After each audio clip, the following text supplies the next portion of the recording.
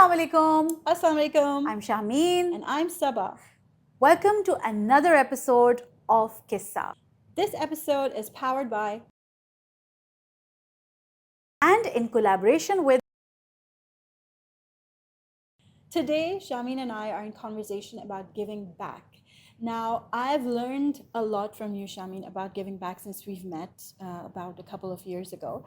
But you've been president of the PWA for 5 years, and you've done charity work for, I think, as long as you can remember. So tell me about this journey of giving back in a group and collaborative manner.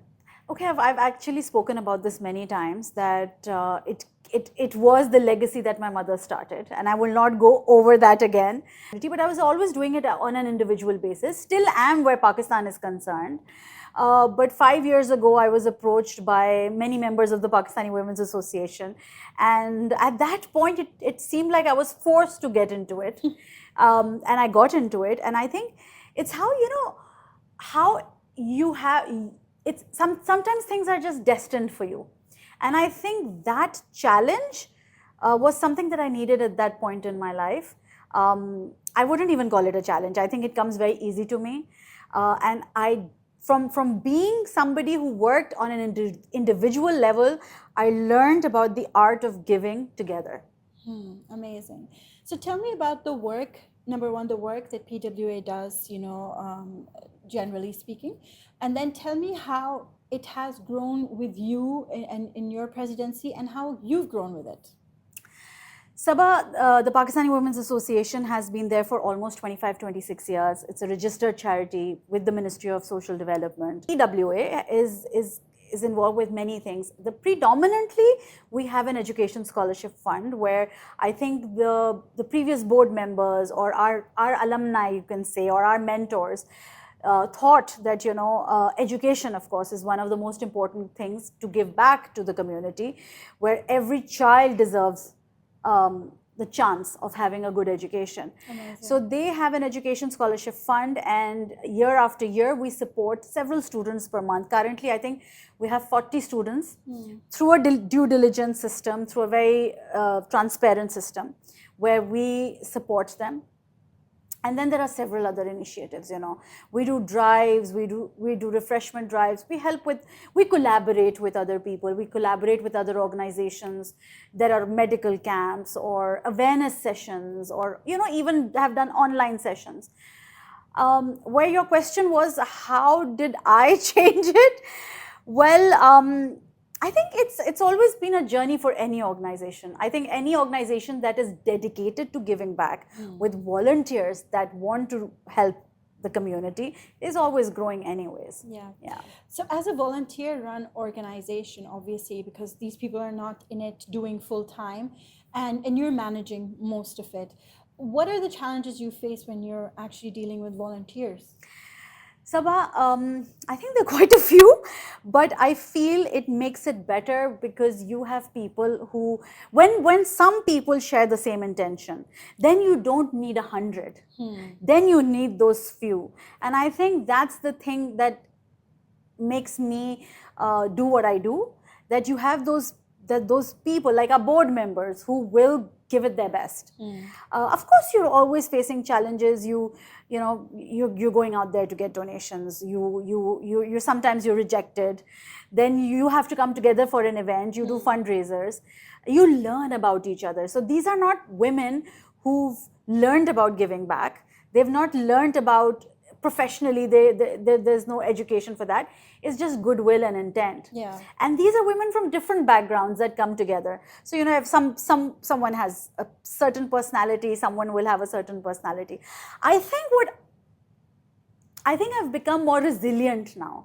I think initially I would be very worked up if things were not going my way, but I would say I've become more agile. It has moved from me being on top of everything to being a servant leadership, where you try to understand your team members' personality, what they are capable of, and then move around it that way.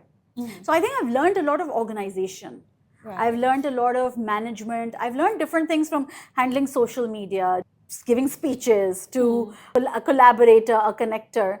So if somebody wants to start out as a leader in getting a community together to give back, what advice would you give them?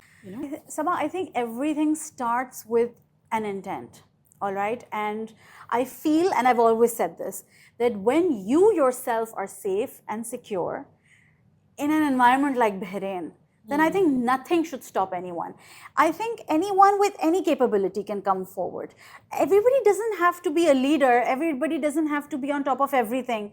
But even if one person decides to give one good thing in a month, or do one good deed in a week, you're changing lives anyways.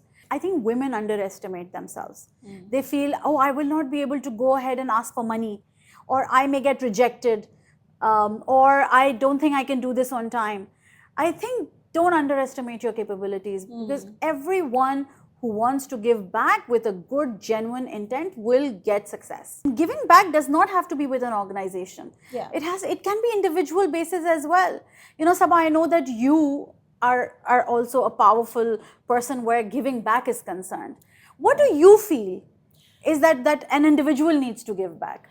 I think it depends on the phases of your own life, because at some phases of your life you have more time. At some phases of your life you have more money. At some phases of your life you have more energy, and at other phases you have more skill. So for example, in my journey, I think started with small things like volunteering at a shelter. I'm an avid cat lover, so I would volunteer at shelters. For example, the BSPCA, there was Tony the dog father, and we'd go volunteer there with him and look after some cats and dogs and things like that. And this was, when I was very young, and I knew that I wanted to do something good, but I didn't know where to start. So I'm just looking for organizations where I feel like I have time. I'm young, I can go and clean a space, I can go and do something. Then at a certain phase of my life, I had less time, but I had more knowledge and more access to the internet. So I started giving back. I used to do this, you adopt an orphan somewhere in the world, or there was an organization called Women for Women International, where you actually have a sister at another part of the world. I remember I had a sister somewhere in Pakistan. I think it was in Balochistan somewhere. So you invest a certain amount every single month that goes towards her education, and then she can use that knowledge and that skill to then create something and support her family. So that was a really beautiful way of giving back. I used to do blood donations, even something simple as, there's like a beach cleanup going on, and you go and join the drive, you get involved.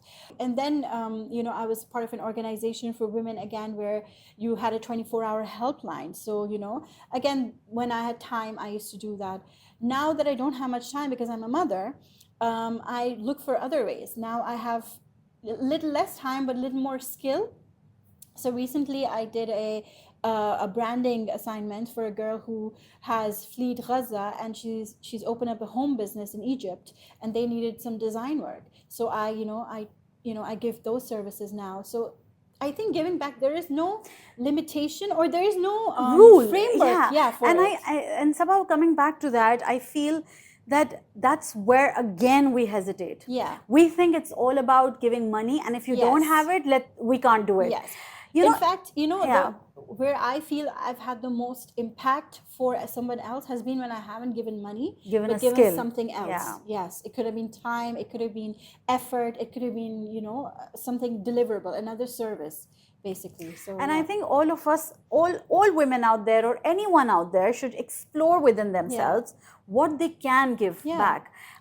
It could be as simple as giving advice to somebody online, or listening to someone, or listening to somebody, giving going to an old home and giving an hour to them, or smiling, the cliche. Yes, but absolutely. But that works. And or even somebody who's looking for a way on the road, and you give them a direction. The thing is, it does start from small things, because when you start doing small things in your daily life, it becomes a routine. And then you can do bigger things. And I think we underestimate the power of those small good deeds. Those are consistent. Instead of like, maybe after every 6 months you donate 100 dinars, the daily small deed that you're doing, giving back, it actually adds up, I think, much more. So my parting words would be, I would like people to consider joining organizations that they would like to support. it could be in a very small way, even as a silent member. You know, people can approach us for the Pakistani Women's Association. There's an annual fee. You can just give that amount, but you can join in whenever you can and be part of that process. Yeah. Again, even if you don't want to be with this particular association, I feel there are a lot of people who have skills in terms of, let's say, for example, at one point a year or so ago, I thought I get with the association work, I get so many calls, distress calls, you know, and I thought I don't know how to handle them because I've not learned that. So I enrolled myself in a certification for crisis advocacy, and that really helped me. It helped the organization, and it helped any random person who comes to me, and you know, then I learned that it's not about giving advice to people when they come to you for help other than money. It's about giving them direction, not advice. And I feel all of us can keep enhancing ourselves. Any certification that you could do, any collaboration that you can do, I think that has an effect on other people's lives. Absolutely. And that is, you know, that is what is called the power of giving. That's the power of giving. I think for me, parting words would be, and we talk about this a lot, you and I, is intention. Is to set the intention that I want to give back. And whenever I've done that, Shahmeen, the next day, something has come my way, like Allah sent something my way that I'm like, okay, now prove it, you know? Yeah. So this has happened many times. The latest example of this was someone was moving houses in my building, and you know, I sometimes forget because I'm like, Allah, you know, give me purpose. I hope I can give back to help somebody today.